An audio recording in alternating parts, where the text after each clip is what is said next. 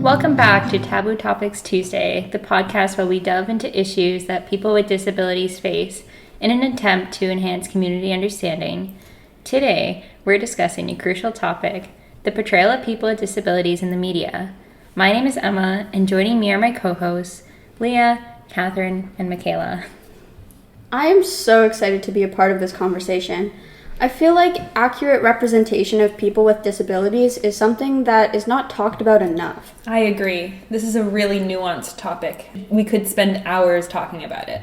But for today's sake, with such a limited time, what should we talk about? Well, I'm so glad you guys asked. We'll focus on digital media sources and the representation of people with disabilities in advertisements, film, and television. We're going to focus on two main issues in general with the way we currently represent people with disabilities. This sounds so interesting. I think this is going to be a great episode, Emma. But I think before we dive into what we're going to talk about, I think we should probably explain what we mean by persons in the media. Yeah, of course, I can do that. So when analyzing disability representation, we need to consider the full picture. The disability community involves so many different types of disabilities: physical, intellectual, mental, sensory, and invisible disabilities. It's really important that the media depicts all different types of disabilities. When we look at the type of disabilities in the media, we see a very narrow perception of what it means to have a disability. Mm-hmm. We actually did a survey to gauge the public perception about the portrayal of people with disabilities. One community member writes, "It's only ever one type of disability that is represented in the media: wheelchair users. In reality, that is just one of many forms of disabilities, or disability aids." I think that's a really good point to segue into our first major problem that the media has with representation, which is an inaccurate representation. When we do decide to portray people with disabilities, it's often in a stereotypical, inaccurate manner. I think it's fair to say that the general public bases their perception of people with disabilities on what they see in films, movies, and advertisements. But when we portray people with disabilities inaccurately, I feel like people don't learn an accurate picture of what it means to live with a disability. This poor representation stems from not including people with disabilities in the production process of media.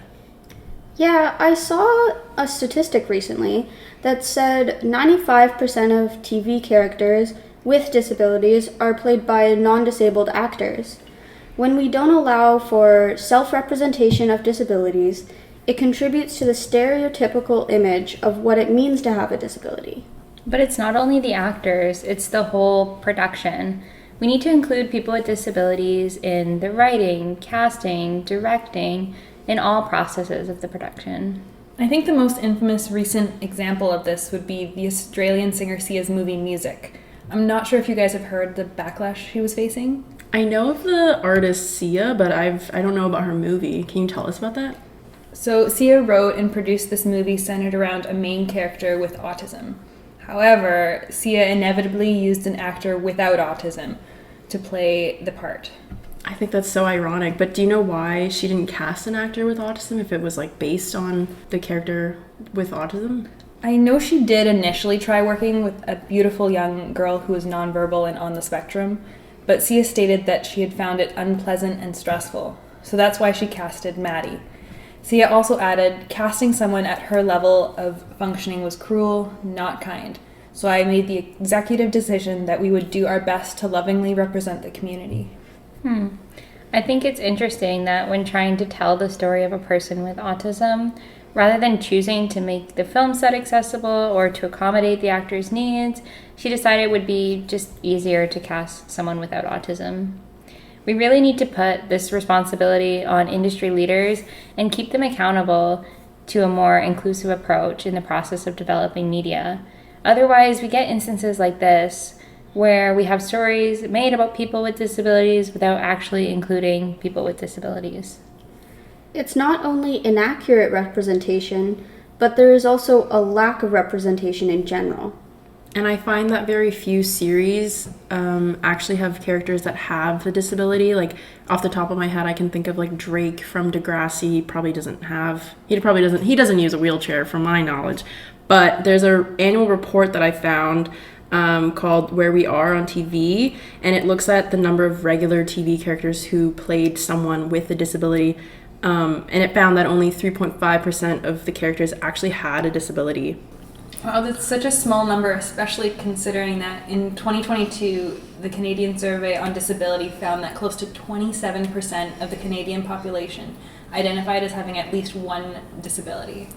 How does this poor representation in the media affect people with disabilities, though? Well, depending on how individuals with disabilities are represented, it can change how the person with a disability understands and accepts their own identity. Huh. Could you elaborate more? There was this interesting study done looking at the media's portrayal of disabilities and how it can impact the identity of persons with disabilities. It found that when people with disabilities are exposed to positive representations, like personal stories about the accomplishments of individuals with disabilities, it leads to a positive self-image. Whereas the same correlation occurs when negative images, such as people with disabilities being portrayed as useless or lazy.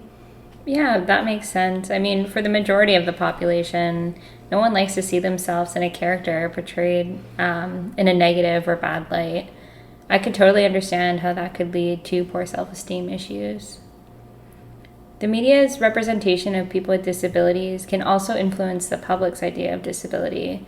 More representation means more visibility. And as representation continues to grow, people will begin to have a greater understanding of people's different perspectives and ways that people navigate the world. Yeah, exactly. When we represent people with disabilities accurately and positively, it helps promote a culture of acceptance. Thank you guys. I just want to thank everyone for listening, and we hope that this episode has provided you with a starting point to critically think and challenge the media we view. As we said earlier, we aren't experts, but we're active learners.